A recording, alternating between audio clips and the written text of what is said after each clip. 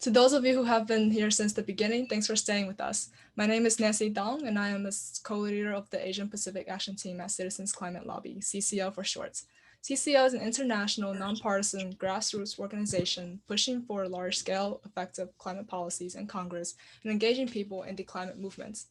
We are honored that so many of you have made time to watch these films with us and join in this discussion today. We are very honored to have a large number of guests from the Fulbright Program, International Organization for the Migration, Climate Reality, and the Peace Corps here. And of course, we are thrilled to welcome all of you to this call. We hope you've all enjoyed the films. Certainly they provide a lot to think about. And now we'd like to start a conversation about the films and about Kiribati with you and our guest speakers. Once again, for those who missed the introductions before the film, our guest speakers are Lulu DeBoer, who directed Love Notes and Island. Lulu is a filmmaker currently working on a full-length documentary about Kiribati called Millennial Island. She also has a performance-based web series about different cultural perspectives on the mermaid symbol. She is also currently a board member of a sustainable housing nonprofit in Houston, Texas. Next, we have Dr. Michael Roman, a returned Peace Corps volunteer in Kiribati, a Fulbright Fellow and the co-creator of the social media platform Humans of Kiribati. Mike received his PhD from the Department of Anthropology at the University of Pittsburgh in 2014 and is now teaching at the University of Cincinnati. He is also involved in an upcoming film called One Word about climate change in the Marshall Islands. Finally, we have Brady Fergusson, who is a climate change activist and advocate for the climate change migrants. He is also the Director of Public Engagement for the Climate Solutions Accelerator of the Genesee Finger Lakes region in New York, and is a volunteer with multiple climate organizations, including Citizens Climate Lobby and Sierra Club. We'll now have each of them introduce themselves, starting with Mike. I want to say Kiara, I want to say hello, I want to say Maori, and welcome everyone from New York City to Hawaii, from the USA to Australia and New Zealand, and of course, our hearts are always in Kiribati. Thank you so much for being here. Thank you so much for learning about us and watching with other people concerned about this. Lulu, can you go next? You're muted, Lulu. Hi guys, my name is Lulu DeBoer, and I want to thank the host very much for all the technical hosting and our streamers and our leaders. This has been a really fun collaboration so far. I'm here in Houston, Texas, and yeah, so I did Love Note to an Island, which I like responding to, you know, a few years later, thinking about it. And I'm really happy to be here today. And this is where you all say Maori back to me. Maori. You can chat it too. Maori. Maori. All right. Thank you, Lulu. Brady, can you go next? Maori. Maori, everyone. From me and my son, Kenji, who is very proud to be from Kiribati and America, right? Yes, and we're here in Rochester, New York, which is where I'm from, where I was born and raised. And back in 2006, I got a letter, a big packet actually from the Peace Corps. I opened it up and it said I would be going to the Republic of Kiribati in the Central Pacific Ocean to spend the next 2 years of my life doing health and community development work. I went and looked it up on a map because I had no idea where it was. I also had no idea it was pronounced Kiribati. I thought it was Kiribati or something like that. But then I lived there for the next 2 years and I'm still very connected there. I met my wife there and many of our, well, most of her family, but many of our family and friends still live there. So we're still very closely connected there. And of course, still care deeply about Kiribati and its people and the impact that climate change is having there. So I really appreciate all of you being here tonight to see the two films and to learn about this. So thanks. Thank you, Brady. Now let's move on to the questions. Lucy, do you have a question for us? Sorry. So the first question is people overall would like to have an update on both the islands and the government. Specifically, people are curious about what the opposing party's platform on climate change was, why Anote wasn't reelected, and the reasoning for the new government to undo a lot of the climate-related legislation that the previous administration did.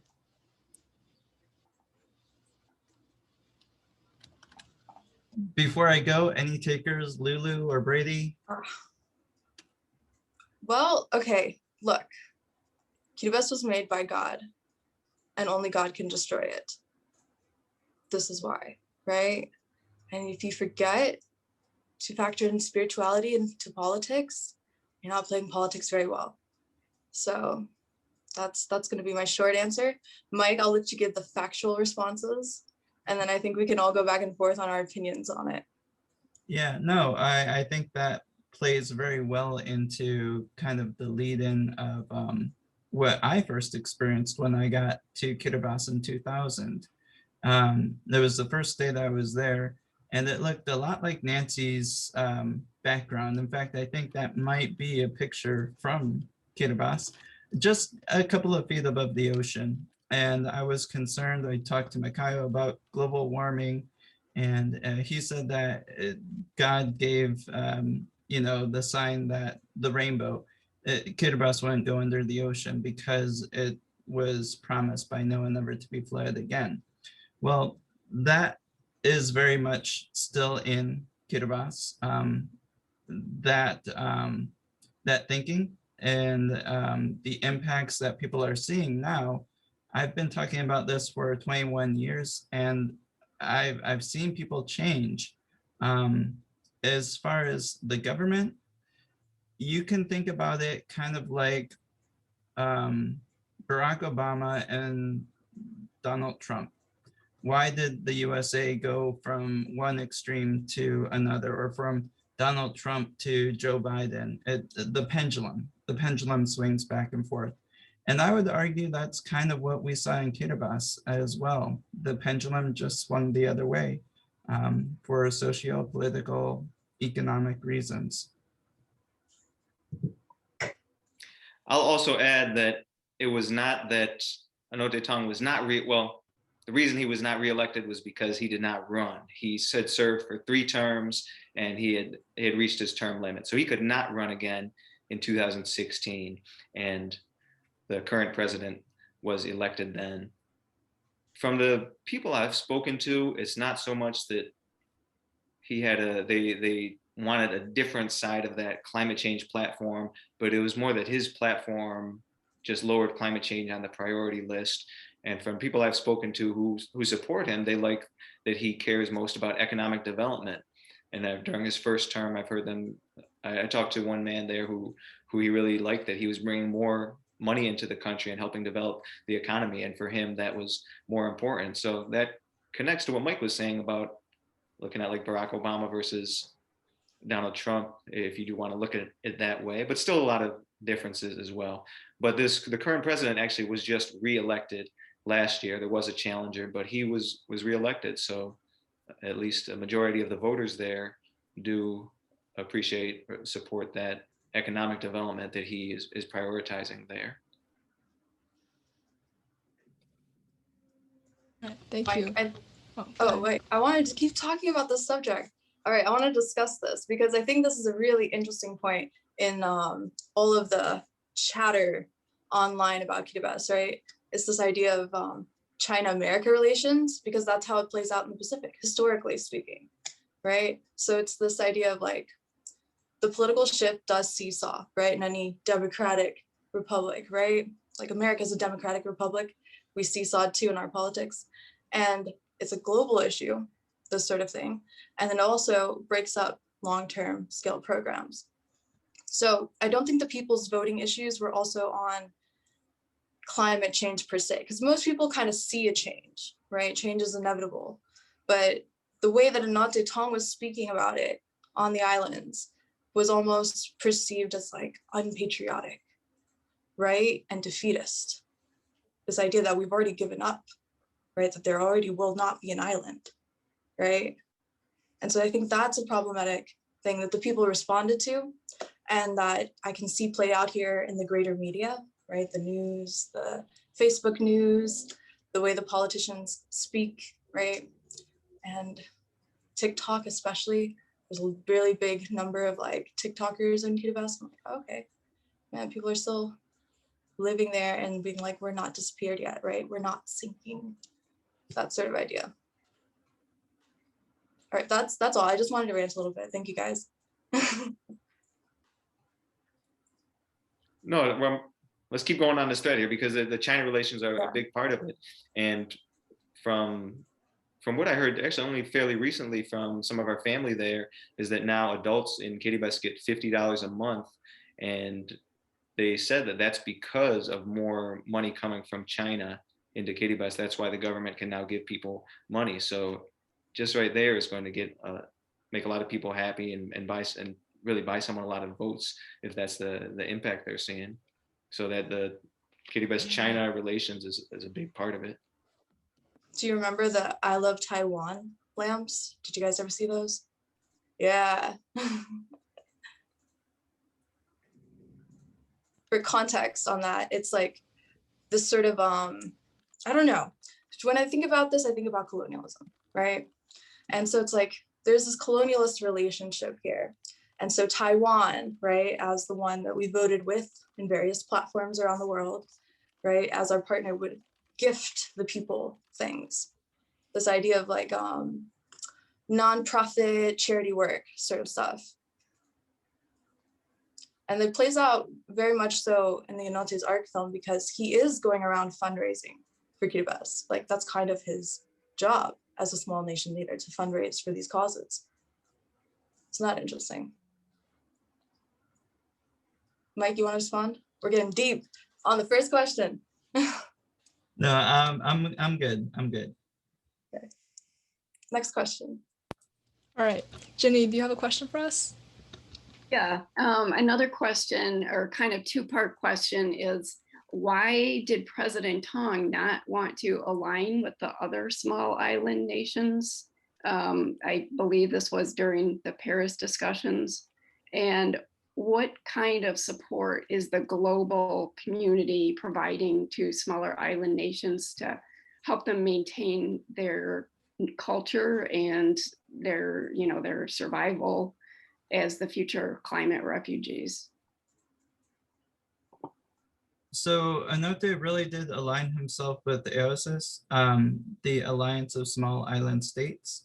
There was a little breakup recently, a couple of months ago with that alliance, but during the movie, he did align with the Marshall Islands and Tuvalu, Tokelau, that were all there within the Paris Accord agreements. What was the second part of that question? The second part is what kind of support is the global community providing to smaller island nations to help them maintain their culture and survival? Okay, so in terms of the larger global support, there is the global fund, for the climate change impacts, but to my involvement with that was frustrating more than anything. Helping with, number one, the application for the global fund was just massive. It in many parts, it seemed more restrictive in terms of getting funds from that than here's the money to build more seawalls or anything like that. The money that did come to do those kinds of works came from Australia, New Zealand, Taiwan.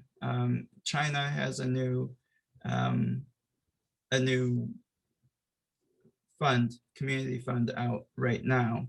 So in terms of how the larger global society is helping Kiribati, it's more so along the lines of diplomatic relations that more funding is being provided for, as opposed to this large United Nations.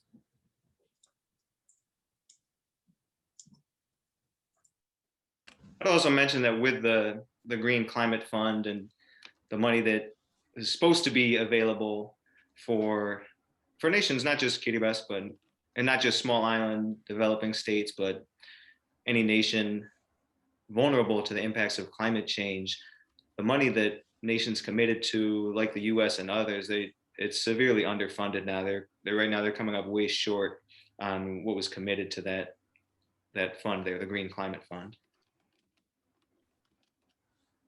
All right, so anecdotally, I did try to get a solar project to Bonneville through Give Solar, which was kind of like a Tesla nonprofit that just specializes in solar panels. So I was like, okay, let me try my hand at this like foreign aid thing, right? On sort of a small level, using my personal connections, that sort of thing. And then I go through the process, and we discussed very briefly the Green Climate Fund, and everybody off the bat was like, no, it will take too long to do that money, to get to that money. It just take too much, and everybody's complaining about it. It's kind of notorious now. So it's gonna have to be this like 90-10% split, right? Has to get approved by the general Kiribati government, right? Because again, this is an island within their republic. So that was very interesting to hear from the grassroots level how bad this fund was to like access to money. And also, I don't blame China for investing. And when China wants to do colonialism, it can do it, right? It is now a colonial power. The red sun has risen. Also, they did it right because they put people in Kiribati. Anote himself is part Chinese, right? I don't think it's too clear in the film, but I think this idea that China has put people into Kiribati is part of that shift. And it happened a generation or two ago. Now we're just seeing the economic spades, right? Yeah, climate diplomacy is definitely there. It's definitely alive and present. We used to call it checkbook diplomacy. Now it's climate diplomacy. And, you know, we had a screening like this a couple of months ago with the RPCVs for environmental action. And we raised around $3,000. That money was turned into a grant for the some global grant in Rotary. And Rotary turned that $3,000 into, I think, $100,000. And it took maybe a couple of months to get $100,000 versus a couple of months to fill out an application, get it sent back to you and say, okay, do it over again. So definitely the smaller the ties, the relation, the organizations are more productive in terms of getting funding for climate change, in my experience at least. Interesting. Anything to add on? All right, Lucy, next question, please. Yeah, so the president mentioned a climate alert system that Kiribati cannot afford. So do you know roughly what that system is about and how much it would cost?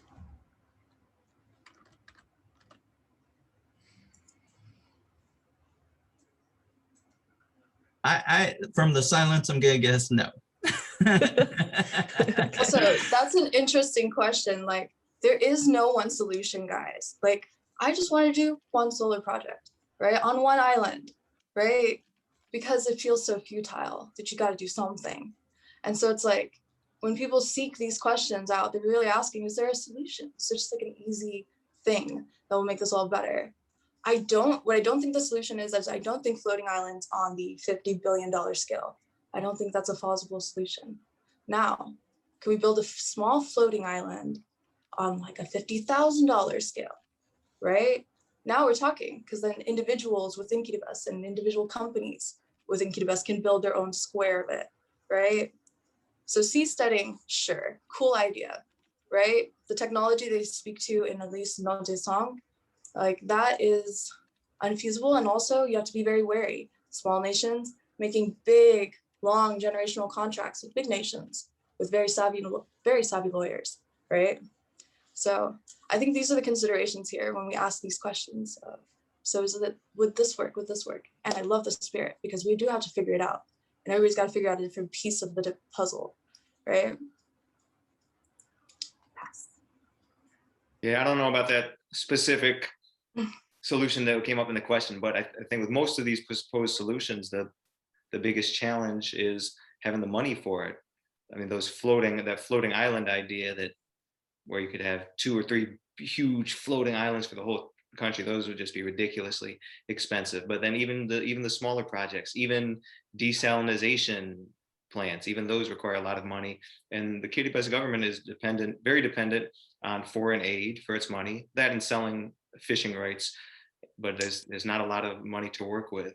The current president, he's not completely ignoring climate change. Just last year, he actually proposed a plan to raise up some of the islands or parts of the islands, some of that by dredging the lagoons and dredging channels, which could cause other problems. But even that plan, there's not currently money to fund that. So a lot of these potential solutions are just too expensive. And the big question is, where will the money come from?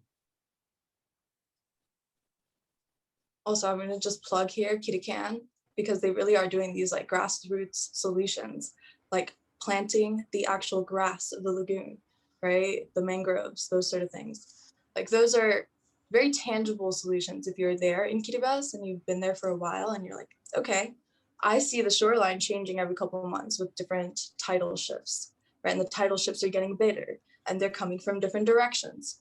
Like when you live there, you're on a lagoon.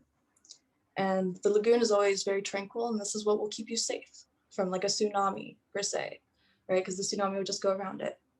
But if you're in the lagoon and the winds and the rain are coming from lagoon side during a lagoon side high tide, that's when you get those big floody pictures that you get here in this, like in all of the disaster scenes, like all the ones I used in Love Note, right? All those like disaster scenes. That's like a very specific event happening in the winds and the tides. Just to give you like an on the ground perspective, right? Because we talk about flooding and sea level from this map perspective, like the ones that they were using in the like Japanese design firm, right? The sort of like bird's eye view of it. Yeah. All right, that's my safe pass. Oh yeah, I just want to clarify. I think the question also asked specifically about an alert system that I think had been mentioned in the film. So an alert system, there is not one. The Radio Kiribati would be the closest thing to an alert system that I would say is in the country. And Radio Kiribati, there's a couple of radio stations in the nation. Radio Kiribati goes all the way down to my island that I lived and worked on was Tamana. And it was on the Y12, it was a 4 or 5 hour flight with a stop in Tabataoya to refill the plane. I'll show you guys that island on the Kiribati scale. So if this is the chain here, there's Tabataoya, and then Taimena is the very tip of the chain. So if you're coming from here, Tarawa, you're going from like this third of the chain all the way down. You're very brave, Mike. Yeah, well, no, I have. And also, it's very beautiful, I hear. It is. It is. It took me about 1 minute to ride across the entire island. So we are small. We are coral atolls. We are maybe at most, 15 feet across from one side to the other side. In very large places, we are maybe a quarter of a mile across. So it's really easy for king tides to wash over the entire island. Now, as for an alert system, back in 2000, I was with the Australian ambassador who said he got a phone call at like 2 o'clock in the morning from the Minister of Environment saying, hey, there's a possible tsunami coming towards Kiribati and you should do something. Or no, the Australian ambassador called the Kiribati environmental guy, and the radio station closes at midnight. So the alert system, if there was one, I'm not sure it would work. I'm not sure it would work because Radio Kiribati would be closed at that point in time if anything were coming towards us. Okay, what I do think could happen, because we now have Ocean Link, right, in Kiribati, this telecommunication system. Like having internet on the islands, I think would be a game changer, because then you could do what Americans here would experience like the Amber Alert system, right, where it just buzzes the phone. And at least every household would have at least one phone is kind of what I've seen so far. everybody has at least one phone, and they got the little Love from Taiwan lights, plugs into a solar panel, and it charges it. And then if and when, because it is probably happening very soon, the islands all ubiquitously have telecommunications, right? That billion, million, whatever dollar alert system, like I think I know the one you guys are talking about. It's like kind of similar to what Hawaii has. It kind of sends like a little meter, like, ooh, a wave's coming, right? So that would not be a very good use of PBS funds, I do not think. And I think every government has agreed because nobody has done it. But alerting people to when these phenomenons of nature happens, I think is very feasible with our technology today. So yes, keep looking for solutions, for sure. Yes. All right, Jenny, do you have a question for us? Yeah, this is sort of related to talking about solutions and the costs, but what is your sense of what the people of Kiribati are asking for? Is it mitigation or adaptation?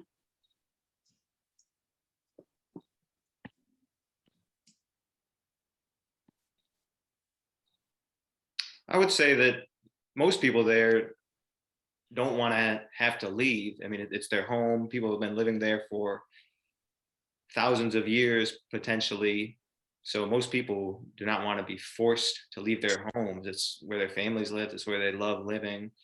So considering that, I think if someone could wave a magic wand and magically stop climate change and stop rising sea levels, most people would support that.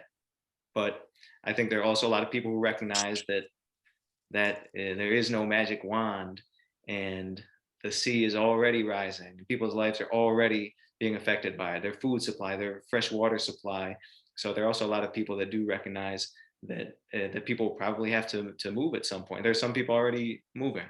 So I think then, considering that, there's also people who think there should be support for them adapting, and migration is one form of adaptation. One of others, there are a lot of different ways to adapt, but I guess that's my way of saying that the answer is both. And I'll add on to that a lot of people, including my family there in their day-to-day lives, they're not sitting around talking about climate change mitigation versus adaptation. They're going out fishing and catching their next meal. They're going collecting breadfruit or taro root, or using the little money that they have to go to the store and buy rice and flour and then cooking it, taking care of the kids. And then they're not sitting around talking about climate change mitigation or adaptation. They're just trying to get by.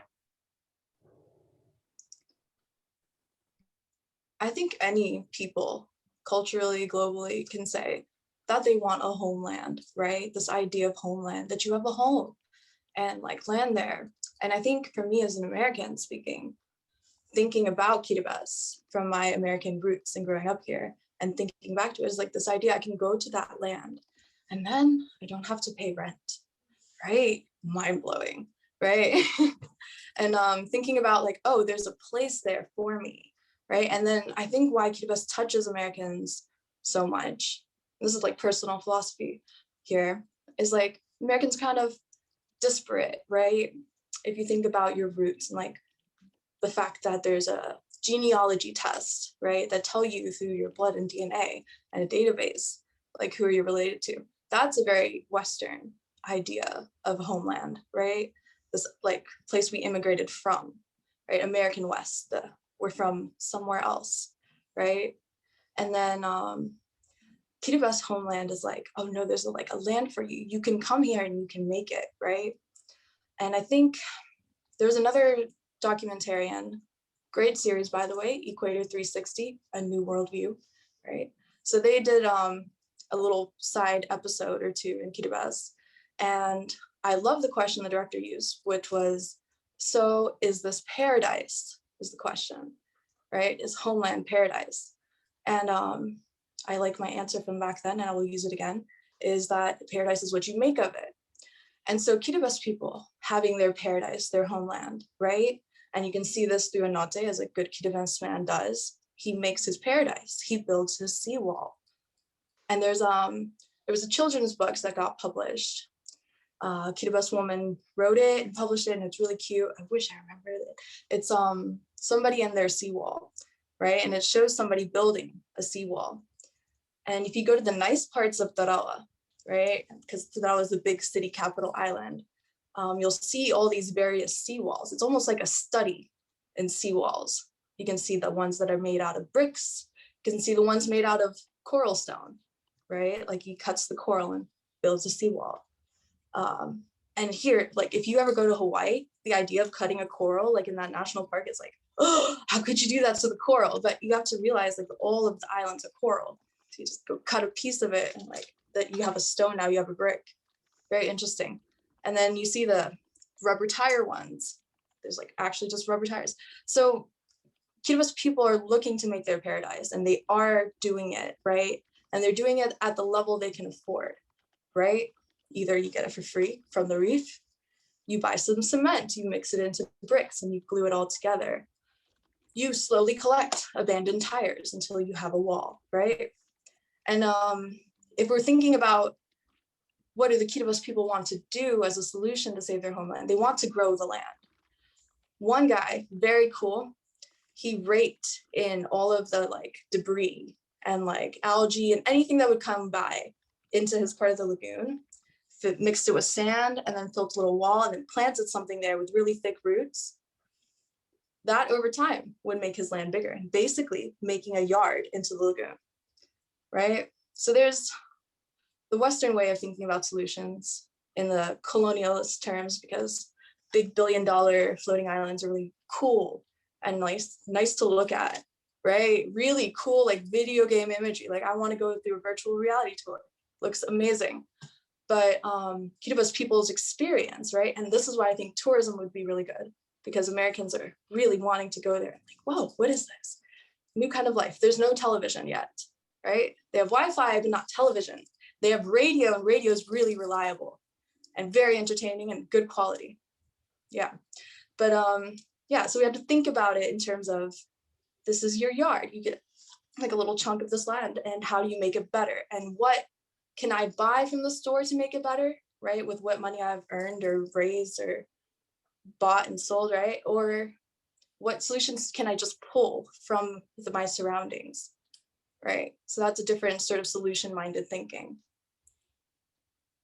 That's the kitty can, very in person. All right, pass. If I take up too much mic time, just somebody cut me off, because I could just talk forever.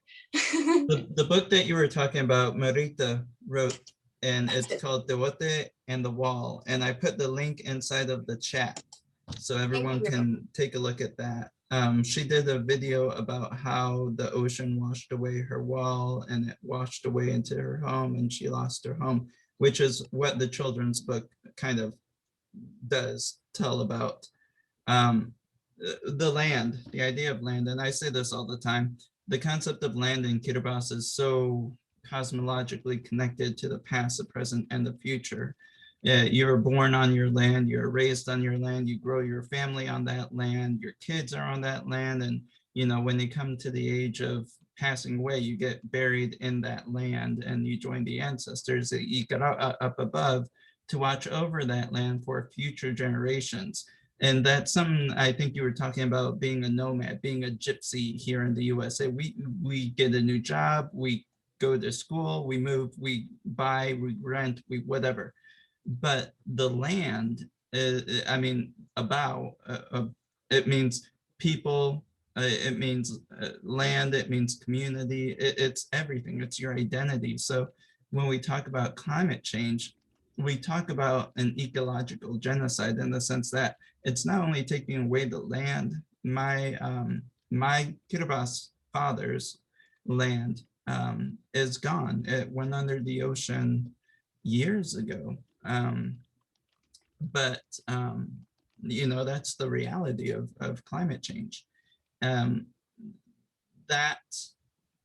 inextricably tied identity that one has to their land, to their home, goes back thousands of years. We can look at the Lapita pottery, the expansion, the peopling of the Pacific.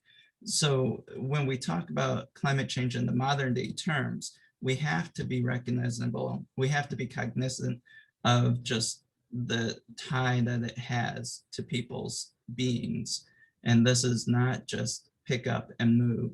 This is, your identity and your existence. And I think that's something that the Western world kind of forgets, because if you're in Florida, just move to Ohio. You can't do that in the islands. Sorry, I'm following you, Lulu. Yeah, no, let's make this real, guys. Like, I'm here with you. I love these sort of events. I love that there is a community in America that really cares about Kiribati, because that's what Kiribati will show you, is like this deep love, right? And you see it when you talk all the time. Like, I can just see the love of like the island coming through you, right? That's why I Very like true. named my film Love Note, right? Very true. Thank you. Lucy, you have the next question? Yeah, so I just want to first quickly say that like I do understand that gypsy is considered a slur to a lot of the people used to refer to, but not a lot of people notice because it's been very integrated into our language. That's like a general wander or whatever, but you know, just to make sure we don't, you know, make anyone uncomfortable in the audience. But also in terms of questions, so we have a question about what the latest development regarding migration is. Is New Zealand still the main refuge? Have other nations stepped up like Australia? What happened to, you know, the land in Fiji? And also the Climate Displaced Persons Act recently reintroduced to the US. I know these are all related topics.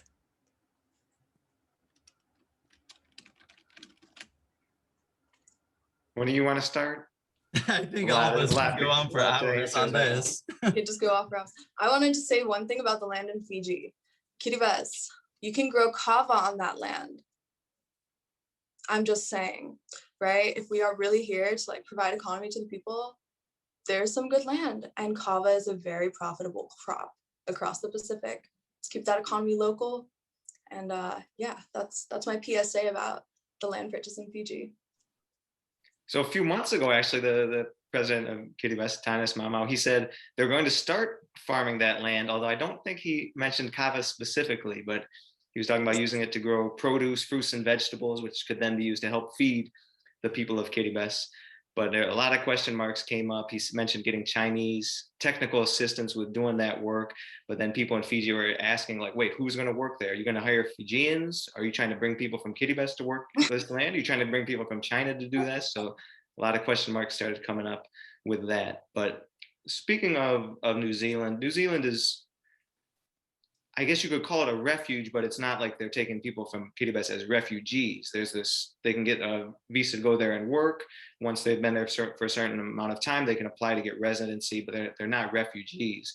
There was actually a man from Kiribati, Anote Sota, who overstayed his work visa and then applied for refugee status so he could stay there because it was too late for him to apply to get his visa extended. But they denied that claim because they denied him refugee status and deported him in 2015 because he does not qualify as being a refugee. People who are you could look at them as being displaced or being forced to move because of the impacts of climate change. That does not meet the UN's definition of a refugee. So New Zealand is not a refuge in that way. And they actually deported someone who was applying for refugee status from Kiribati. Then in, I believe it was 2017, they actually introduced like a pilot program for a climate humanitarian visa in New Zealand, where they were going to give 100 visas a year to people from the Pacific who wanted to move to New Zealand because of climate change or environmental reasons. But before they even started or tried the pilot, they walked that back and said, no, we're not going to do that. And the reason they gave was because the people of the Pacific don't want that. And like I said before, of course, most people don't want to have to abandon their land, but just knowing that there was actually already someone from Kiribati who tried to apply to be a refugee in New Zealand, for them to say that there's people don't want this is just ridiculous. So I think they walked that back and just made an excuse for that. So New Zealand, there's still this work, people can get a worker visa there, but there's not any type of refugee or climate displacement visa in New Zealand or anywhere. But I think part of the question was also the Climate Displaced Persons Act, and that was introduced in 2019, just got reintroduced last month in the US Congress, House and Senate, and that would authorize the admission of climate displaced persons to the United States. I think it calls for at least 50,000 a year, and along with that, it calls for the creation of a global climate change resilience strategy. So it tries to cover two sides of this where you could help people build up their resilience so fewer people would be forced to leave their homes, but at the same time recognize that some people would have to leave and give them a pathway to migrate here to the US. So there's actually a campaign we started with our Returned Peace Corps Volunteers for Environmental Action group with help from the National Peace Corps Association, where someone can send a letter to their members of Congress in the House and in the Senate to ask them to co-sponsor this bill. So I'm going to put a link in the chat for that one if anyone feels so inclined. But that is something potentially it could be in the future here in the US, although it would really need to build up a lot of support. Right now, there's just one senator, Ed Markey, and just the original co-sponsor in the House, Nydia Velasquez, and 6 co-sponsors with her. So there's a ways to go to see something like that happen, but I do appreciate that at least people are bringing those ideas to the table. Yeah, just to tail off of that, I met with Markey and Velasquez before the pandemic, and they each got personal copies of Anote's arc and personal thanks from me and from a bunch of other people for putting that displaced act forward. When the refugee was created, 40s and early 50s, they weren't thinking about climate, they weren't thinking about environment, they were thinking about persecution from being a part of a social group or, you know, being part of an actual event that was happening at that time. January 23rd or 24th of 2020, the United Nations kind of made a role reversal on that case of Yonetes Watas. And they said, you know, if someone is claiming asylum or seeking asylum and they're already in the country that they're seeking for, you know, climatically displaced reasons, they cannot be sent back to the country that they're escaping from. And they specifically mentioned Ioane's case, and they specifically brought up Kiribati, and they used Kiribati as a poster child for that UN decision. And we have a case here in the US that could potentially, from Kiribati, potentially go that way a little bit later on this year, but we won't know, we won't see, but hopefully we won't have to try it that way. But if we do, then that option has been made available. I think this is really interesting, right? Immigration is the solution. Because when we talk immigration, we talk global politics, right? Who can go what, where, how, right? Like, can you come here? Can you stay? And not like America has a really good reputation on that. Let's be real. We got a lot of bad PR here in this nation for putting kids in cages, right? So immigration as an idea, right? People are moving around. People are moving around a lot. And this is not going to change in Kiribati. This is not going to change in America. This is not going to change anywhere else in the world. You can see movement of people to and from resources. So I think this is interesting. I don't think Australia or New Zealand wants a bunch of Kiribati people to come, right? What they do want is labor. They do really like labor. And Anote's arc does offer this solution through this woman's story of like, oh, look, you can find labor here and immigrate, right? Eventually figure out a route through the bureaucracy of it all, right? So people can leave, and those with resources, a lot of them do have other places they can go to, and family, because that's how you would think about it, right? Like I have family here, I can always go to them. If there should be a disaster, I have family in New Zealand, right? And New Zealand, never completely conquered, right? Kept their homeland alive, is like a really big cultural hub for like Pacifica culture as a whole, Kiribati included.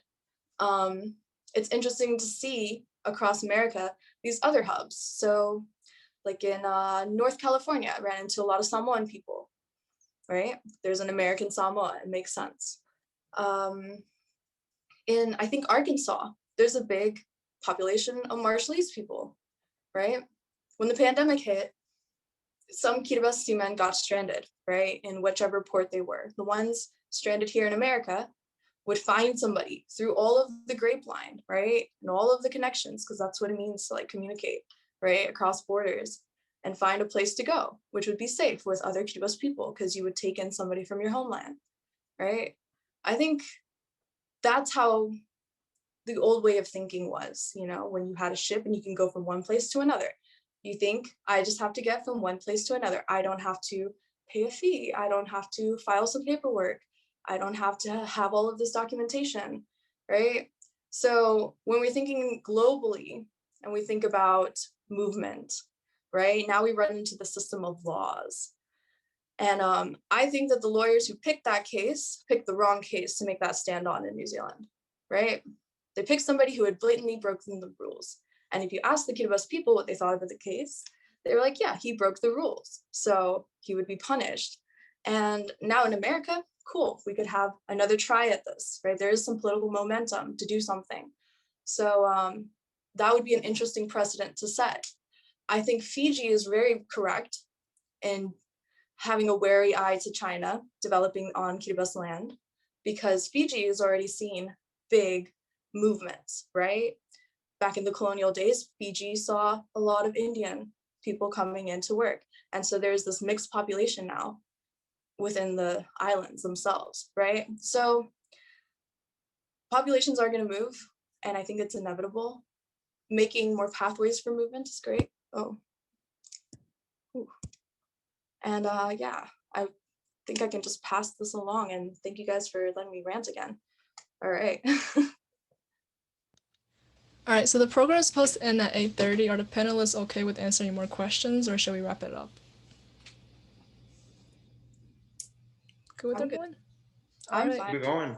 All right, so let's answer some more questions. How often do we get to do this? And all of these beautiful If smiling there's faces. interest, I'm trying to answer in the chat randomly, but Okay. yeah. All right, Jenny, can you give us the next question?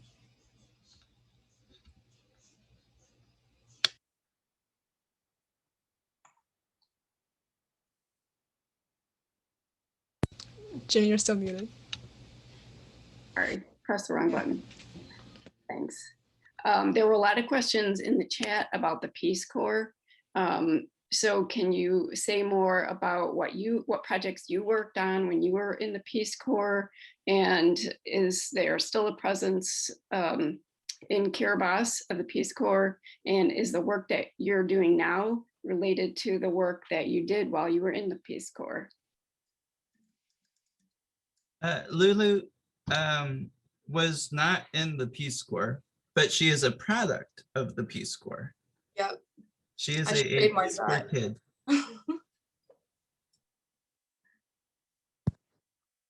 So as a child of the Peace Corps, kids of the Peace Corps, right, there's a whole group of us called Peace Corps Kids on Facebook. So if you're one of them, feel free to follow. Maybe somebody can chat it right in the chat, but Facebook. So as a product of the Peace Corps, which I named myself last time we were at the Austin convention, at the Peace Corps convention, right? And I was like, oh, I realized I was never in the Peace Corps, but I felt like I was because I came from it, right? And there's a really good community in the Peace Corps. It is one of my favorite communities, is that idea of like, we can just go to anybody's house, right? And stay over. That sort of idea of movement through family, right? And going to new places and seeing the same people, right? So that I think was really fun growing up as a Peace Corps kid, because you were multicultural. And a little note about where I grew up, I show images of Houston because that's where I'm at now, but I grew up in East Texas. So like the Piney Hills, let me think, Tyler, Longview, and then Shreveport, Louisiana. So in this very small, like 5,000 population town. And so that's where I would, come into this idea of like, oh, there is a Kiribati, because my mom is Kiribati. So she was there and she's telling me about it. Or my grandma was there and she can tell me about it. And then Facebook and MySpace were there so that I could see it for myself through pictures. And the reason I named my film the one that I'm currently making, and I've been making for about 10 years, because, that first documentary takes about that long and everybody warned me and I was ambitious, and I'm like, no, it does take about a decade, right, to settle in thought. But yeah, so I named this documentary Millennium Island because the first time I saw broadcast on television in this small town, right, because this small town in America has television. Kiribati does not have television, but it has Facebook, so it's good enough, right? For now, it has the internet. And I named my upcoming documentary, which I've been like fundraising for since high school, Millennium Island, because I saw it for the first time broadcast where I was in the world on during the millennium, because it was the first country to see the millennium sunrise. And I think it's really interesting to note the thoughts, the questions that we get from Western media, because I'm from the Western media too. So I went in and had to like spend a lot of time there to kind of decolonize my mind and get my language skills on point. And you ask, like, you see like canary in a coal mine that popped up in the Anote movie. And this idea of like, oh, us in our Western world with the comforts of television and electricity and such can just wait and see what happens to climate change to these smaller nations. And then maybe we'll do something, right? So I think that's really impactful to be very media literate in a media world and to think about, all right, we want solutions for this. What do we as Americans, what can we provide here? And the Peace Corps, right? Very active in America, because your challenge is to bring, right, where your experience was back to America so that they know that there is another way to live, right? And I think that's been an impact for me growing up here. I feel it in that spirit of advocacy that the Peace Corps really does instill in you. And this idea that we as Americans have a very like minimal view of some places in the world. And we need to be able to like educate ourselves wherever we're at in America, and to educate our fellow Americans so that they can think outside of like a small rural place or even a big city office, right? You can broaden your horizons. And I don't know, I enjoy being a product of the Peace Corps. It has led me to great speaking events. So Peace Corps kids are basically one of your parents is a Peace Corps volunteer and the other is from that country that Peace Corps volunteer served in. Peace Corps stopped in 2008. I think, were you the last class, Brady, or close to the last class? Yeah, last group. Last group. So I went over and I graduated from Miami with an elementary education degree. I was a elementary school teacher. Not much has changed. I'm a school teacher in a college, a university, but Kiribati got a hold of me, and it's been with me for 20 plus years now. And so I guess my Peace Corps service never really ended. I always say that the day that my service to the country ended was the day that my service to the nation began. And that's how I really feel about it. So I'm still serving, still serving. Brady? Yeah, so as Mike brought up, I was part of that last group of Peace Corps volunteers to be in Kiribati, K35, the 35th group of volunteers. I think the first group was back in 73, before Kiribati was even independent, became independent of UK in 79. But there was actually a 36th group who came, and then they sent them away shortly after their training because they decided that they didn't want to have volunteers there anymore and cited transportation issues as the reason, because of unreliable transportation on the National Airlines 2 planes from the capital island of Tarawa to all of those other islands that you saw on Lulu's Sibuta that she showed there. So they thought it could potentially be a safety concern. So they indefinitely suspended the Peace Corps in Kiribati. And there it is. If you see there, yes, all those islands there, just two planes, a 17 passenger plane, a 21 passenger plane to get, at any given time, only one of them would be running to get around. And they cited that as even though there were boats, they cited that as the reason for closing the post there, or suspending indefinitely the post there. But while I was there, I was doing health and community development work. I am not really working in that field anymore, but Kiribati is my main inspiration for getting involved with climate change advocacy. And right now I work as the director of public engagement for the Climate Solutions Accelerator of the Genesee Finger Lakes region. That's based here in Rochester, New York, and we work in a 9-county region in Western New York State. So I'm pretty sure I would not be doing this work if it was not for my time in Kiribati.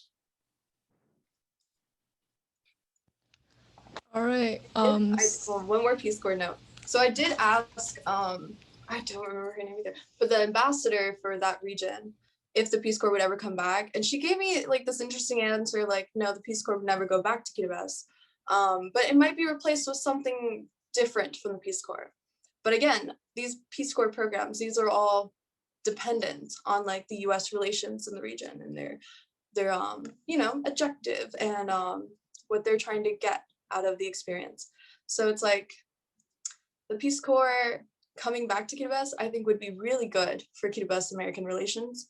I think that the Kiribati people really loved Peace Corps volunteers, right? And they loved teaching the youth, and then they loved the greater community that it gave them.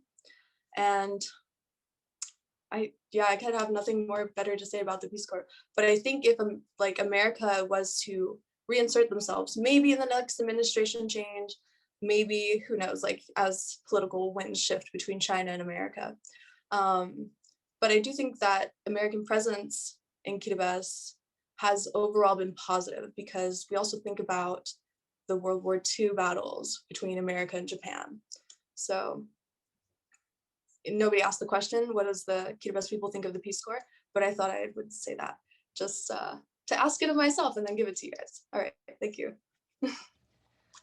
All right, one final question to wrap it up. To each of the panelists, what are your closing comments and thoughts, and what are you most hopeful for looking forward? Yeah, whoever wants to start first. I'm hopeful that Kiribati will teach the world what it is to be human. I think I learned how to become human by going to Kiribati and being a part of a community, not being an individual. I learned very early on that the we is vastly bigger than the me inside of Kiribati and the culture. And I think the pandemic has shown us that the we is definitely bigger than the me. And that's how we survive as a species. I want the rest of the world to learn, because I really think that Kiribati can teach the rest of the world a lot of things that it doesn't take into practice. Yeah.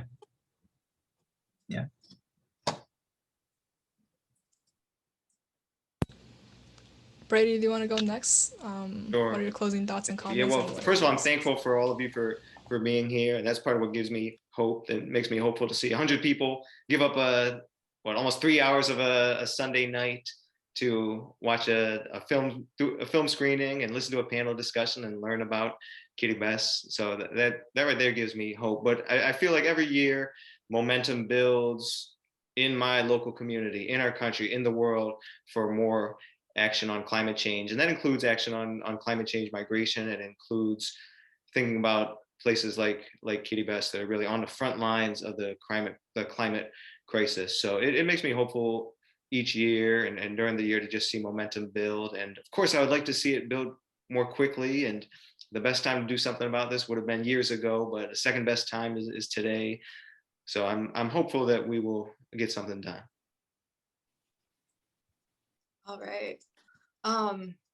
Thank you everyone who's come to watch this. Thank you all of our hosts again, to the Citizens Climate Lobby. And thank you to my fellow panelists for being here today. It has been a blast. I really enjoyed talking to you guys. I feel like we should all just sit around one day and like play some music by a fire.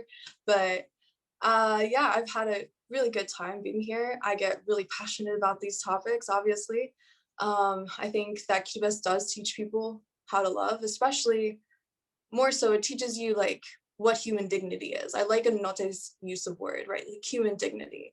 What does that mean? Because human rights is different. People think of rights that the government gives them the right? Like this government in New Zealand has given me the right to be here, right here on this land in this very moment, right? But if you think of like human dignity instead of like your God-given human rights, right? I can be here because I am a person, right? And I'm interacting with you person to person, and in my environment, person to nature, person to animal, right? Personhood is something I think we can all take away from living in Kiribati. And here's a little metaphor for that.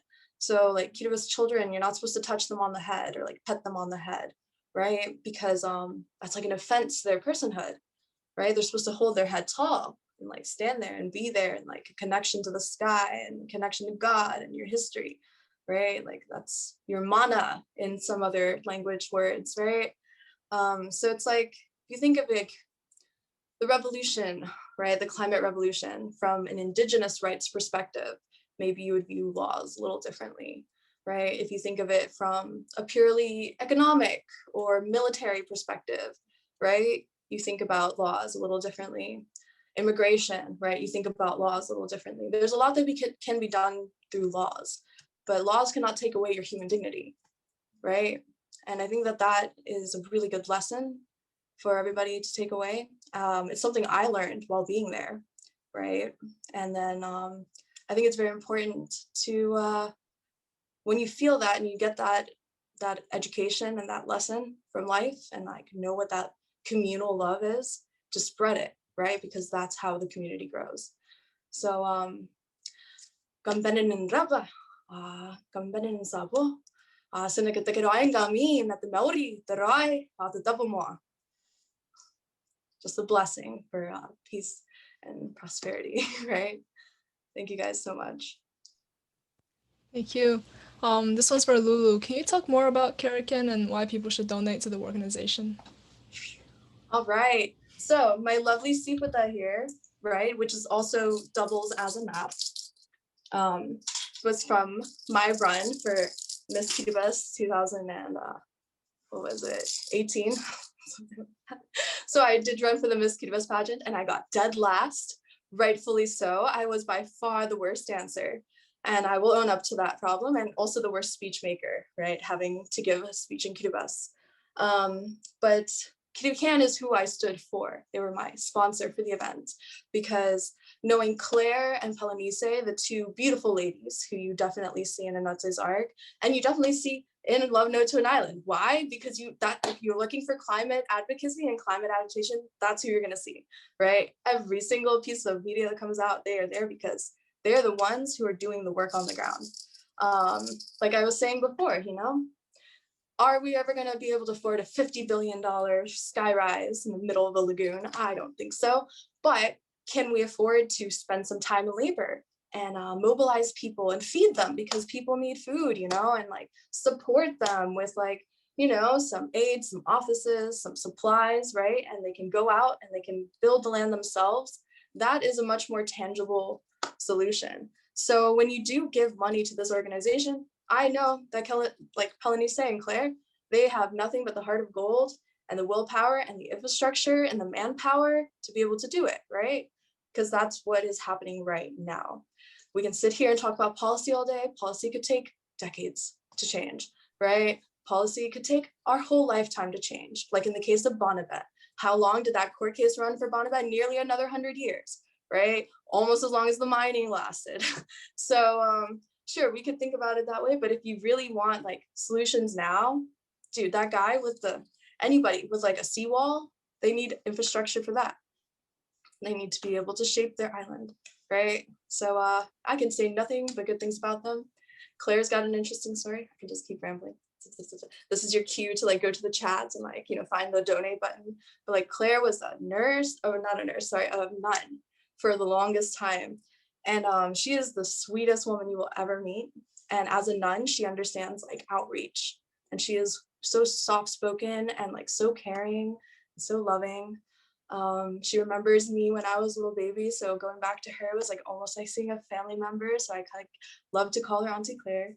And then Panelists, oh, she's got a very cool lineage as well. Like she's from Bonavas. So she feels, the fire that is advocacy, right? She feels like man, I've seen what has happened when people get moved from Bonnevette to Rumby Island, Fiji, right? So she has seen that with her own eyes, you know, like this is what happens when corporations run amok with the climate and our environments, right? And people get moved around and they feel displaced and they're separated from the land, right? So yeah, these two ladies, all the good blessings to them, may they take it away, right? So yeah, so thank you guys again for that question and my announcement to go donate in the chat right there.